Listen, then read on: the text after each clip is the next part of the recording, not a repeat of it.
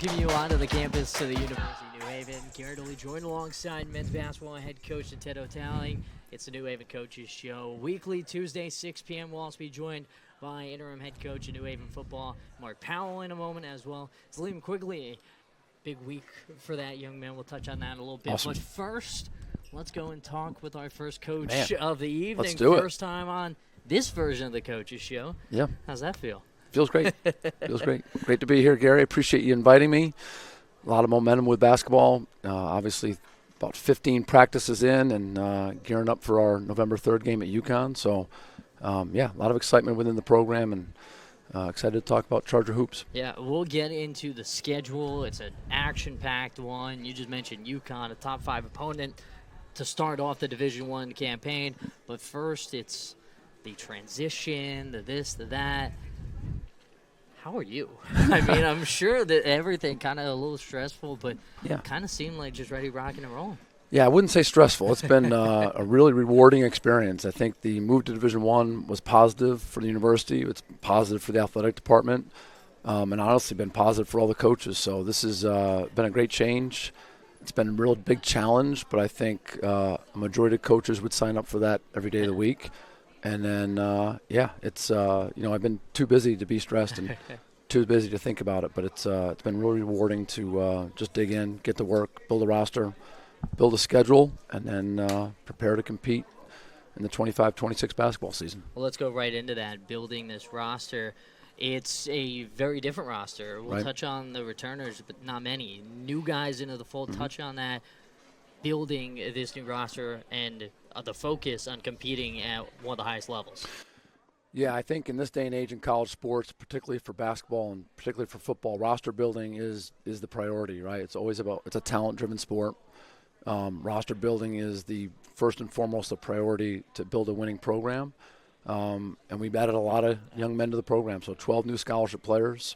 Obviously we're looking for a talent level and a base level to compete at Division I level. But I think more importantly, when we kind of embarked on the recruiting process, it was really about finding the right people first. And if you look at all of our best players over the last 15 years, they've all had certain qualities that have helped our team be successful. We wanted competitive people, wanted people with humility, right? The ability to be coached, have self-awareness. And the main thing was be tough, have the mental, physical, emotional strength to thrive in any set of conditions that we throw at them, right? Playing UConn, playing on the road, being Division I, transitioning.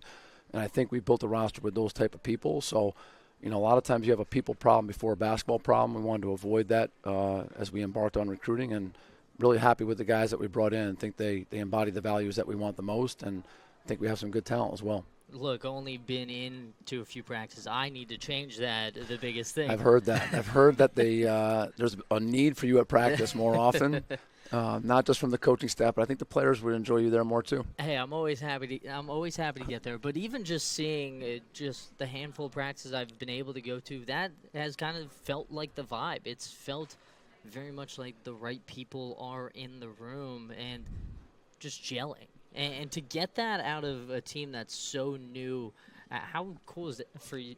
How cool is it for you to see that again, a month into official practices, essentially? Yeah, I think the hardest part in this day and age with the transfer portal and new rosters is the how guys fit together, how they work together, how they play together. So we've been very lucky. The guys have really taken to each other. I think their games complement each other. Again, they're the right type of people, right? Very humble, very coachable. It's, this early in the season, really pleased with our progress, really pleased how they've been working together, and just really, really happy with their effort level so far. A month, 20 days till that the November 3rd matchup versus UConn. Where do you kind of grade them? Only couple weeks really into getting everyone together in one building.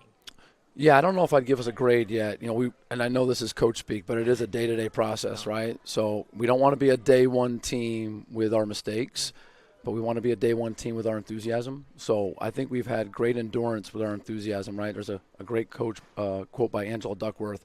Enthusiasm is common, endurance is rare. And I think our guys over the first 2 weeks have really had the endurance to stay with a really upbeat mentality, getting drill to drill, playing with a level of speed and efficiency. But just the enthusiasm has been great. So, yeah, I don't know if I'd give us a grade yet, but I do know we've improved. So I can see it on the film. I think guys can see their improvement. I think they're aware of how we've improved, not just individually but collectively. And, I think if we can continue that all year, that'll give us a chance to be successful regardless of the opponent. It's not the matter of if you're an A-plus player today. It's if Right. you keep moving up Yes. and growing to that Yeah. point. That's absolutely true.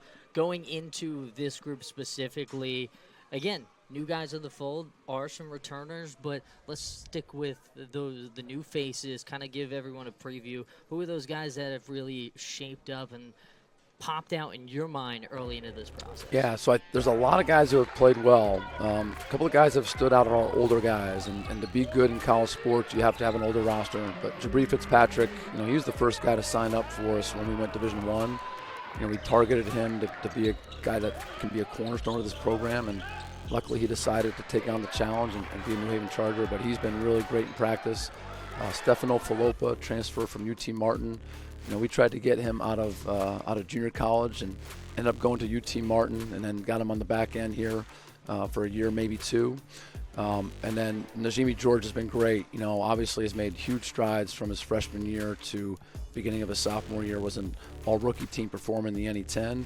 And then Andre Pasha, 6'8", sophomore out of Mohawk Valley Community College, had a lot of success at the junior college level. Won a national championship at Mohawk Valley Community College, and has been really a bright spot at the 5 spot with his playmaking, passing, and his vision. So, yeah, those guys have really kind of set the tone, and obviously they're older guys, but yeah, they've been playing really well here the first few weeks. You go to Pasha, a national champion, believe also region player of the year. He was, yes. What he was able to do individually, honestly, his game seems to translate very well to how this roster is kind of set up, at least from my outside perspective. Yep. The way he's big, physical, but also pretty athletic to this point. Yep. And obviously, you mentioned can space the floor a little bit, can shoot from outside. Yeah, the one quality he has, he's a very good passer, but a very willing passer, right? So you can be one and not the other and maybe not affect the game as much, but he's both. So he's got great vision. He's got great feel for the game, great spatial awareness. He does make the other 4 guys on the court better offensively, just with his playmaking. And I know that's hard to say about a 6'8" center, but he actually plays like a point guard. And it's really exciting to watch him play because you can do a lot of creative things with him on the offensive end. And I think he's kind of taken to that role, and he's been really good the first few weeks. You see that more and more in hoops today in general, right? Athletic, but just playmaking bigs. And Pasha definitely seeming like a guy that could be very exciting around the NEC.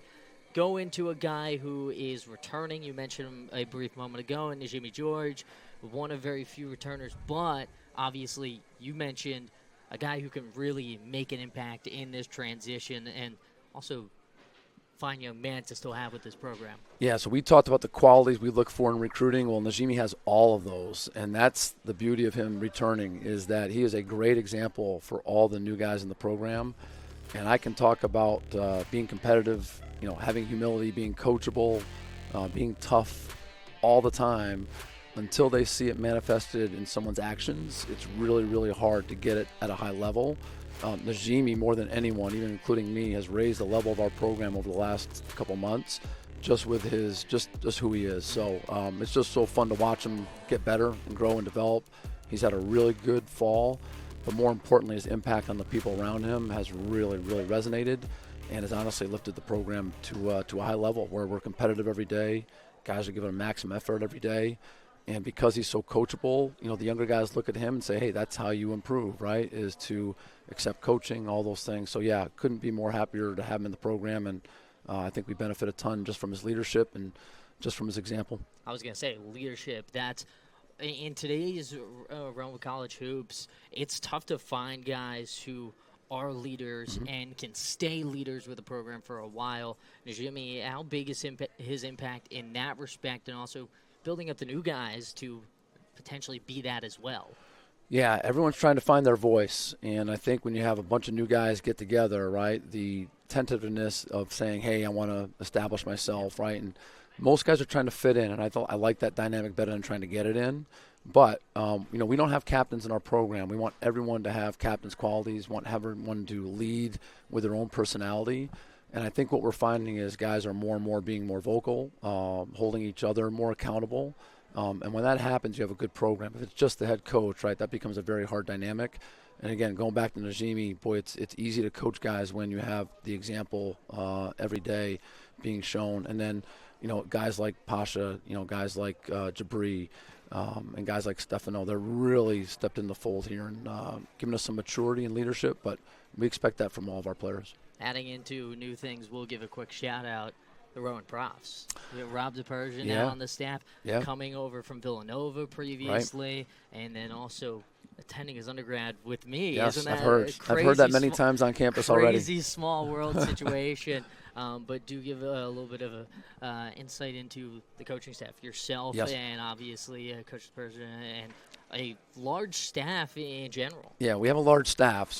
But we added Rob in August, and he's been great so far. Obviously a very accomplished player. He's a basketball guy. One of the great things is he had such a great experience working for Jay Wright and Kyle Neptune at Villanova and at Fordham. And there's nothing better as a coach than to gain more insight on how to be better yourself or how to improve the program. So, I'll often call him up to the office and say, hey, what would you do at Villanova in this situation, or how do you guard ball screens at Villanova? So he's just a really good basketball guy, and it's been fun to be around. Great rapport with the players. So, Spencer Jenny has also been added to the program. Spencer is, punches the clock every single day. No job is too small. And then we added Trayon Rumley as well. So just really good staff, good support staff as well. A lot of students and graduate students on campus who are involved with the program. So there's a lot of people in the gym. There's a lot of people in the gym and a lot of people doing a lot of good work. We're very fortunate to have the right people involved. We'll also give Rob a little bit of credit. Sure. Rob, fun fact, I don't think he knows this. He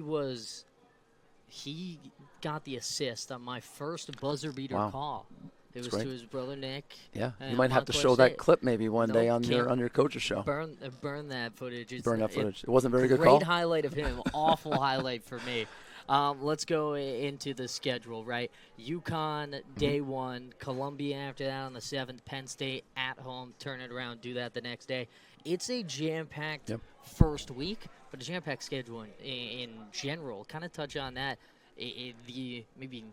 There's more so the excitement level behind getting to play those type of names this early into the transition. Yeah, I think the university made a great choice to enter Division I. We were entering where the best of the best, right? And I'm glad that New Haven's going to be in the same, the same conversations as UConn, Columbia, and Penn State.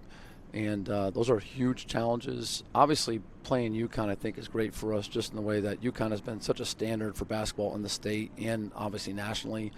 2 national championships in the last 3 years. I know they're a top 5 team this year and potential Final Four team. If anything, it's going to give us great insight on what it takes to be at that level. So I watched them last night and was very impressed. Got a great team. Obviously, they're really well coached. But that should be a fun experience for our guys. And again, I think a lot of intel will be taken from that game as far as what we need to do to make this a dynamic program. And then 2 great home games. Ivy League team coming in on Friday in Columbia, a Big Ten team coming to our campus on Saturday. So, what better way to start the college basketball season at New Haven than to, start at UConn, have an Ivy League team at home and a Big Ten team at home as well. So we're excited about the opportunities. Know they're huge challenges, but that's why we got the people on board that we did. So I think they're excited about it, and we're all looking forward to it. The excitement on campus is very much known. Trying to line people up for tickets day of. It should be very exciting. On top of that, history for New Haven, obviously making the jump. History in the NEC. This is, I believe, the first time an NEC program has hosted a Power 5 opponent on the men's basketball side.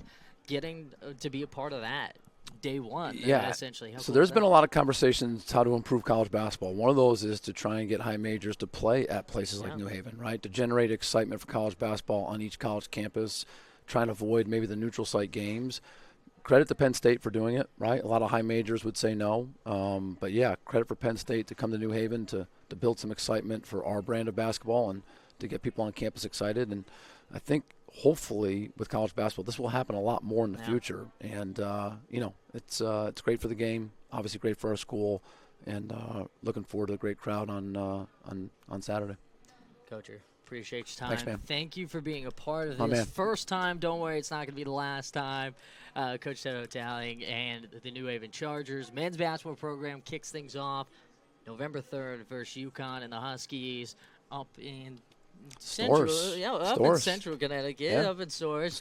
And then obviously at home versus Columbia on the 7th, and then Penn State on the 8th. Tickets on sale now. Student tickets available day of as well. Again, Coacher, thank you for your time. When we come back, we'll be joined by interim head coach of the New Haven football program, and Mark Powell. Don't go anywhere. This is the New Haven Coaches Show on NEC Front Row.